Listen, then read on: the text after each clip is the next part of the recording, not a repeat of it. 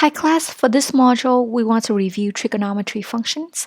I just need you to memorize the unit circle. I know it's hard, but at least try to memorize the first quadrant, and you need to know a couple of definitions. That's gonna come in handy when you do these problems. So for example, you need to know unit circle, you need to know reference angle, coterminal angles.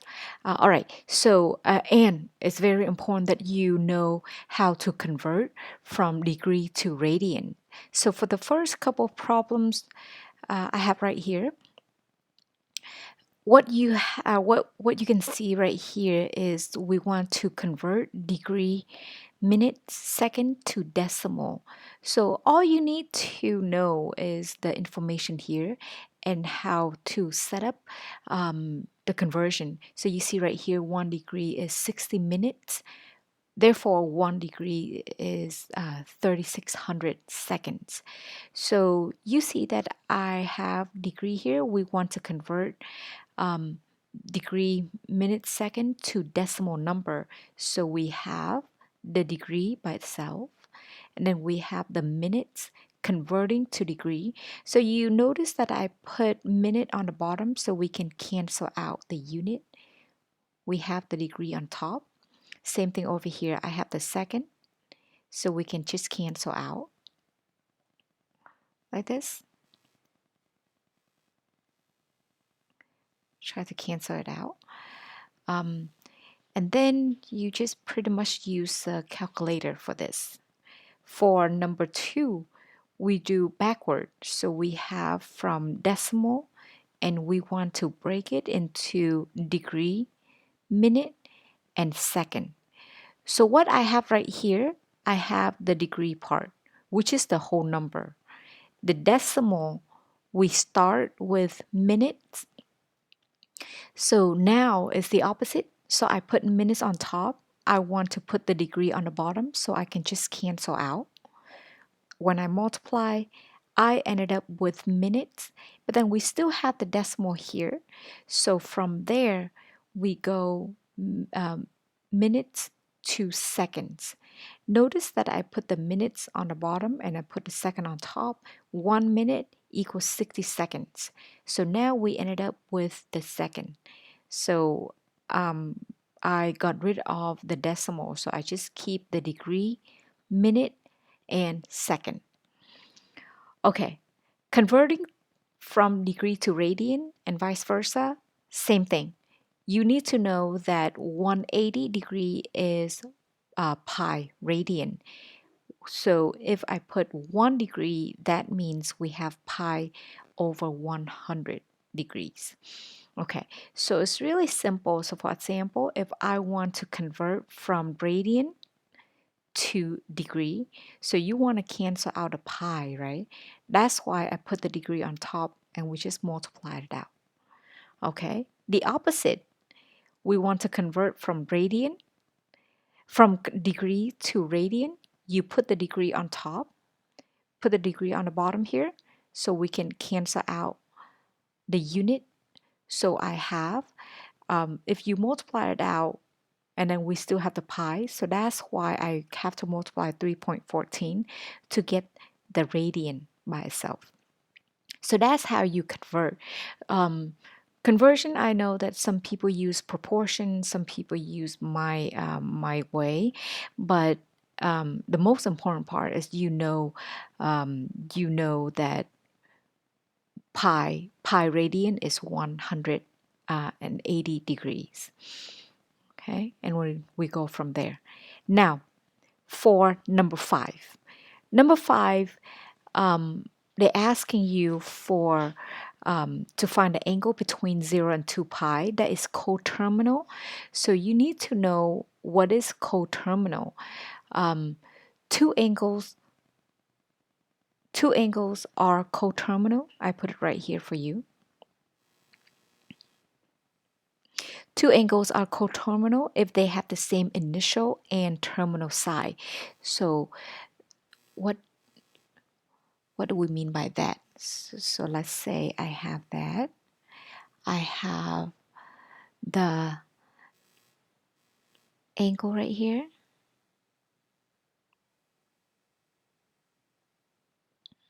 Okay, so you see that this is the terminal, this is the initial.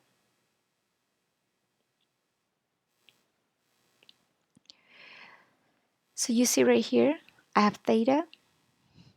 Now if I go one more round,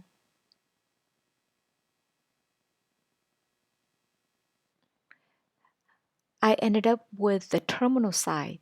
So to find these problems, it's quite easy. All you have to do is just add 360 or subtract 360. But in this case, we have radian, so I'm gonna add 2 pi. 2 pi is 360. So if I add 2 pi's, if I don't want to deal with the calculator, I can just go ahead and use the LCD here. So I ended up with 5 pi over 4. Okay, so that's part A. Part B, you see that we have 390. So 390 is larger than 360, so we just take away 360. That's going to be the coterminal size for 390. So you either add or subtract 360. Moving on to number 6. Number 6 is about arc length. So hopefully you remember the definition of arc length, the central angle measure. So I have the figure right there for you. So you see right here, that's the length of the arc, which is arc length. And so and then we have the formula for it. So it's just the radius multiplied by the angle. So for number 6 right here, the radius that I have is 15 and the central angle is 2.1.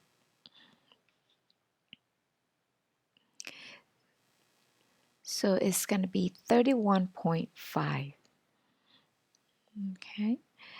All right, for number 7, they're asking you to find the area of the sector, and I give you the formula right there. So all you have to do is plug it in, 1/2, and then the radius is 4.5 square, and then I have the angle is 1.3. So what I have is 13.162, and then we want to round it to the nearest cent. Nearest tenth. So we have 13.2. This is area, so I have square unit. Okay, moving on to unit circle. By the way, I have the unit circle right here for you for reference. I understand that it's really hard to memorize everything, but at least if you can memorize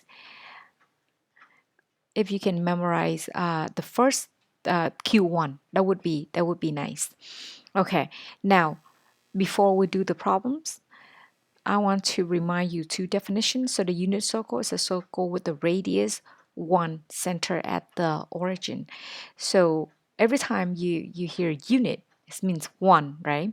Now the reference angle is important as well. The reference angle is a positive acute angle that can be represented an angle of any measure.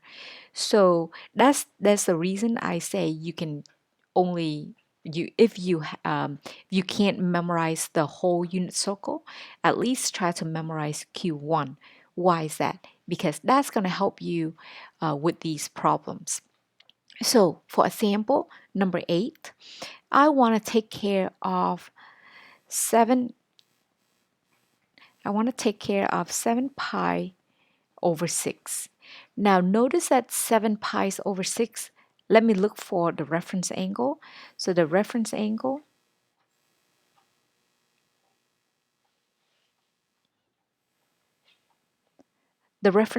of 7 pi over 6, you see I have it right here.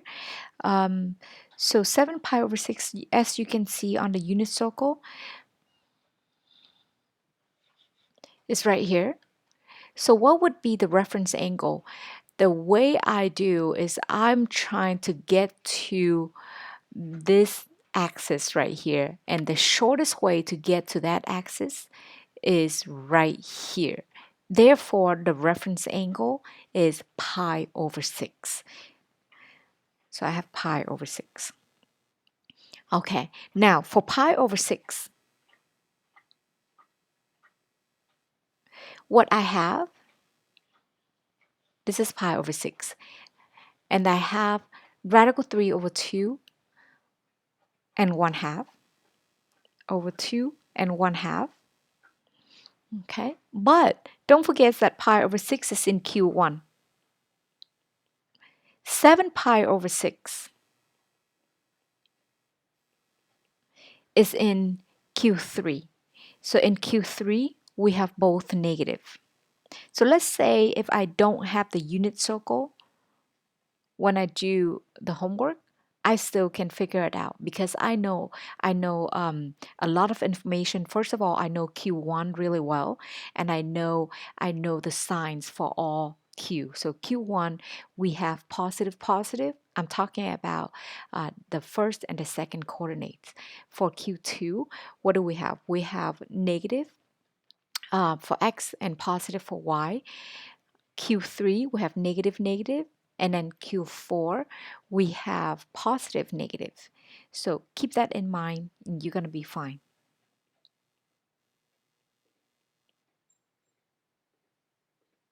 All right. Okay, taking care of number 9. I don't think I need the unit circle here. So what do we have here? Suppose that we have negative 4, 5, and y is the point in Q2 lie on the unit circle. Okay, I don't want you to keep thinking about the one we just.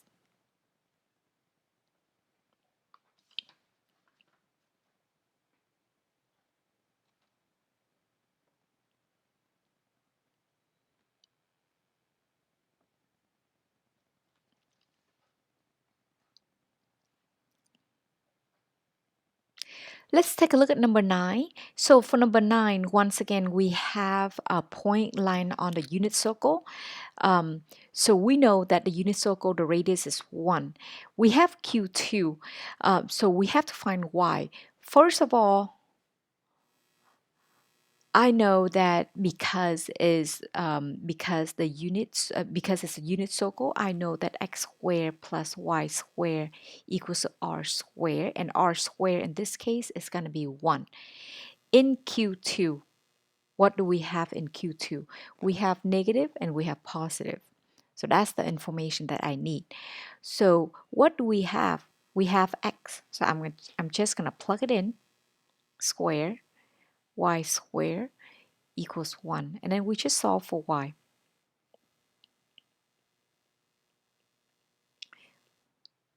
So I have 9 over 25 for y squared.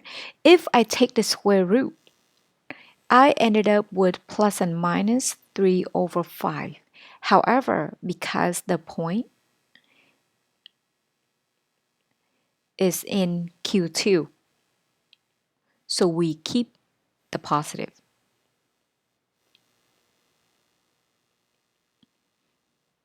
Okay, so the point that we have is 4/5 and positive 3/5.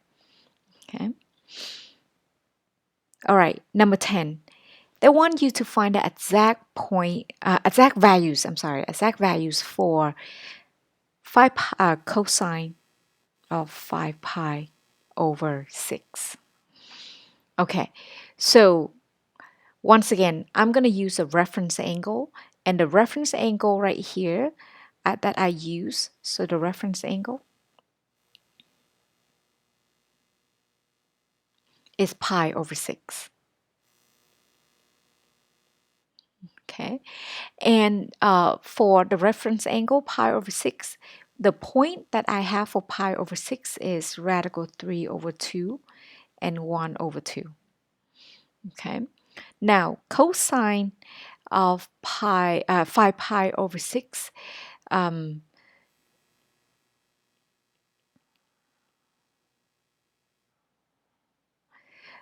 that's going to be x because we're looking for cosine. But where is 5 pi over 6? We have the negative for that. So it's going to be negative 3 over 2.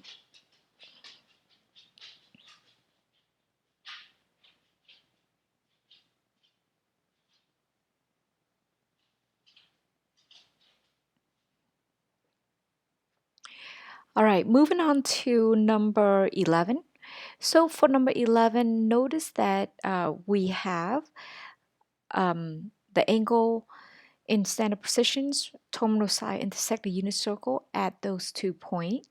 We have to find the exact values for cotangent, secant, and sine. So first of all, you need to recognize that the point that we have,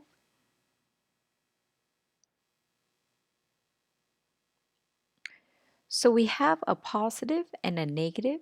A positive and a negative will be in Q4. Okay, so I got those information. Now, let's take a look at the function. I'm just gonna write down um, all the all 6 functions. So sine is y, cosine is x, and tangent is y over x. Okay, so cosecant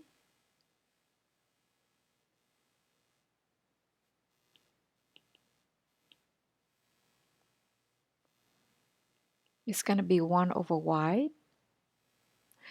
It helps a lot if you memorize these. 1 over x. They're quite easy because these are just the inverse. So as long as you memorize the first 3 functions, we good with the inverse. Okay, so they're asking you for sine, which is just y. So it's going to be negative 40 over 41. Secant.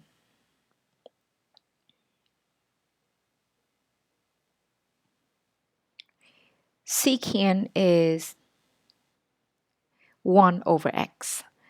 So we have 41 over the reciprocal, 41 over 9, and cotangent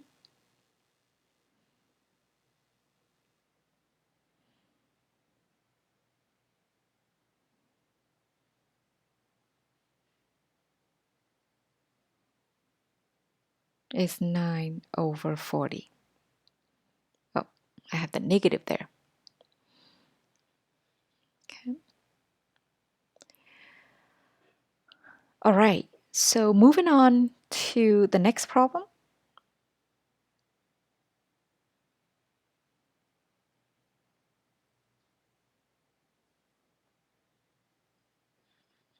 Okay, so they're looking for the exact values. First of all, you need to locate this the angle 7 pi over 4. So 7 pi over 4, the values for 7 pi over 4 is square root of 2 over 2 and negative square root of 2 over 2. By the way, if you wonder, I use the reference angle I use for this one is pi over 4. However, 7 pi over 4 is in Q4. So that's why we have positive for x and negative for y. Okay, now cosecant.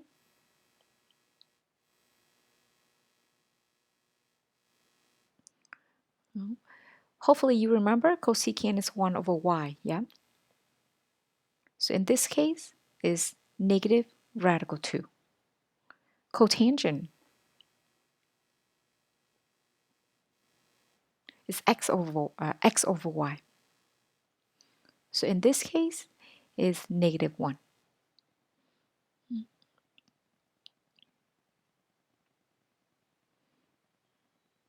Okay, moving on to the next problem.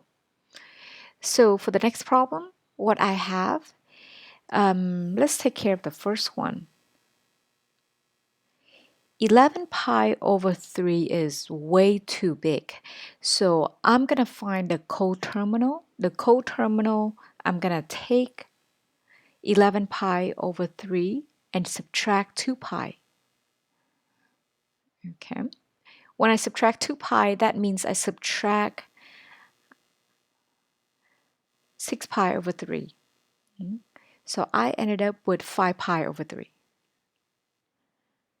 Okay, so 5 pi over 3, the point for 5 pi over 3